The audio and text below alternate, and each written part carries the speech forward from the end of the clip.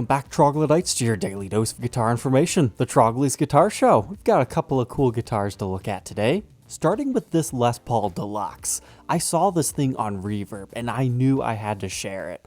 Now, I think half of what made me fall in love with this is just the photography style, and I'm sure when you get the guitar in person, it's probably not as explosive looking as this, because it appears that they've used some sort of a spotlight, and I've always liked these photo shoots that have a tufted couch back here. I especially like the fancy throne chairs done up like these. I just don't really know where to find those things for sale, because I'd love to take some of those shots too.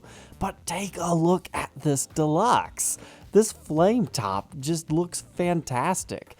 I was just talking, I think in last night's episode, in the 80s, sometimes you can find a flame top Les Paul Deluxe. So initially I was like, what's the story on this one? Because normally their plain tops are just, lightly figured. And then this tells you everything you need to know. It's from Japan, originally. This is original Gibson case candy if it came from Japan. Now, a lot of times Yamano paperwork will look like this, but it seems to be covered. Normally they'll say Yamano on here somewhere. So it might just be some other shop. But then the back, limited edition. So this must have been a small batch of guitars for a certain Japanese dealer that featured flame tops on a Deluxe. I have never wanted to impulse buy a Deluxe more so than this one. I wish they had some more regular photos of it, because if I'm going to shell out the big money, I want to make sure it actually looks like this in person and it's not just, photo editing tricks that they've done in post-production here. Because at this angle, most of the flame actually starts to disappear and you just kind of see a regular plain top. I do like the wood grainage that they've got going on. Oh, speaking of the word grainage, I had somebody saying, you're not using that word properly. Okay, when I say grainage, it's a mixture of wood grain and carnage. Wood grain, I think you know what that means. It's the little mineral streaks and whatnot in the wood. And carnage means the killing of a large number of people. So I'm blending that to a killer amount of wood grain. That's what grainage means to me. We're not talking about wheat here. But if you want to add this one to your collection, it is a little bit pricey, but it's the nicest Deluxe I've ever seen. I mean, you can buy a brand new one for $2,500, but this one, once you add in shipping costs to America, probably taxes too, you're probably at $3,300 or so. But it certainly is nice. Here we go with a Les Paul Signature. I'm going to show you this just in case you haven't seen one of these things before. It's like a 335 meets a Les Paul. I mean, technically, this is a Les Paul. You might not believe me, but look right here, Les Paul Signature. It was part of his low impedance series of guitars. I'm not quite sure what happened up here. Maybe got left by a heater, but anyways. So this is actually within the same family of like the Les Paul recording, the personal, and the professional. It's just completely different. And if you want to learn more about it, I have a full review and demo on the show from about 2 years ago. The story behind that one is I actually went up to a collection in Michigan and I bought a bunch of guitars. Now this one I got a little bit burnt on. I forgot to check the neck. This one was twisted. So I think I ended up selling it for like $2,000, which was an absolute steal, especially because the twist did not affect the playability and it was in really clean shape.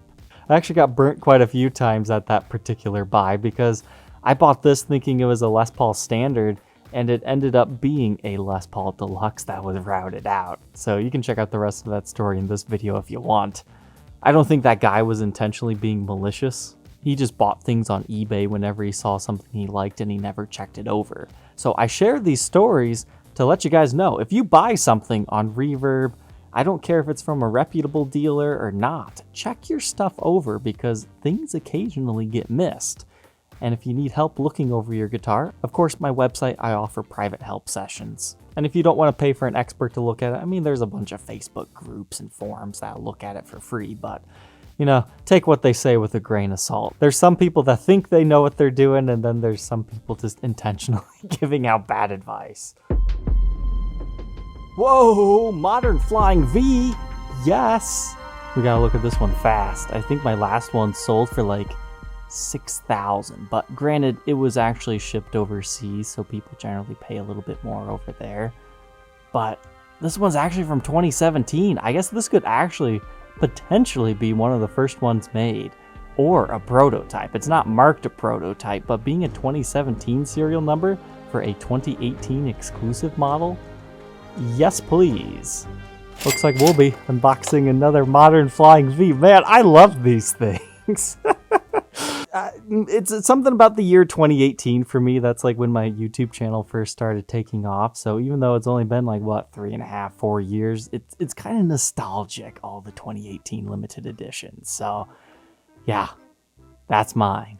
And hey, this thing's not too half bad either. Jeez, Les Paul Special P90 limited edition Honeyburst. Oh, this is one of those Guitar Center exclusive ones. I think anyways. I actually named this the best guitar of 2019 because they were just such a fantastic deal brand new, and I enjoyed the P90 pickups out of it. But this one, it's not supposed to have figuring like that, but it just does. It kind of reminds me of a Koa instrument. Figured mahogany in it, a little bit of ribbon mahogany. Nothing wrong with that. Pretty nice fretboard, and it's actually got a hard shell case. I believe from the factory these actually had a fancy gig bag. And he even took the PCB out. This is a must-have for somebody. In today's market, that's a great value, especially with the figuring. I could see somebody actually paying maybe up to $12 for it. Whoa! Some people should just not refinish Les Pauls. I feel bad because I'm sure somebody poured their heart and soul into it, but no. I am not a fan of perimeter bursts. I think it's the worst thing to have ever happened to a Les Paul, but there's some guys that love them. I think it depends on what you grew up knowing was considered normal. I think what particularly enrages me about this one is the burst didn't go down far enough. It needs like another inch to, be symmetrical. Should have just left it alone because it's got great ringage right here. It would look great as a teardrop shape. Whoa. No, that's the worst burst I've ever seen. It reminds me of a pear though. I kind of like it in an obnoxious way. Do they do the neck? The neck and headstock looks great. Something must have happened to the body that needed refinish because that's the original finish right here. So something happened to the body. Okay, wow, that looks even worse at this angle. Will somebody pay $4,000 for it? I sure hope not. Oh man, they're not even disclosing that it's been refinished. These people think it's original. I know the Norland era is known for not necessarily the best quality control, but trust me, that never left the factory like that. But what is this? I love it. Okay, so it didn't leave the factory like this, but it's cool enough because they've taken the special, they've replaced the P90s with Alnico 5 staples. That's really cool just in itself. The Bixby looks kind of installed crooked, but then you've got this style of bridge. I've seen these on the vintage 50s Les Pauls, so that's really cool to me. I've seen them on like some Gretsch instruments, and speaking of Gretsch, you've got Gretsch knobs on it. It's probably just what the guy had laying around. This does kind of give me some Gretsch vibes. That's cool. I like that. But I'd say that was some pretty successful guitar hunting tonight. It's always great when I get one of them doofy modern flying Vs. That's the most I've paid for one, but early serial number, that is a must-have. So we'll end tonight's episode off looking at this deluxe. This is what I refer to as a bearded lady, because a lot of people refer to Les Pauls as female instruments, but since this came from the Norland era, they used 3-piece tops. So I consider bearded ladies when they have 2 pieces that are flamed on the edges, like sideburns. Then the middle has to be painfully plain. Now this one, you can tell it's got a little bit of figuring right here, so it's not a true bearded lady. In fact, it actually looks pretty okay right here, but you can still see that the edges are more highly figured. This is a really cool deluxe. Now, if you don't like the 3-piece top, head on over into the 80s. It's uncommon, but if you hunt long enough, from about 81 to 85, you can find 2-piece top flame top deluxes, usually made in the Kalamazoo factory. It's got a beautiful teardrop burst on the back. You get it on the neck. It wouldn't surprise me if this one was Kalamazoo made based on that. That's kind of a cool piece too, $48.99. A little bit pricey, but you're gonna pay a premium for the flame top. Realistically, $35 to $45 be fair game. I'd be listing it around the same price if it was at my shop. All right, troglodytes, thank you for tuning in today. Don't forget to like, comment, and subscribe, and we will catch you tomorrow on the next episode. Take care.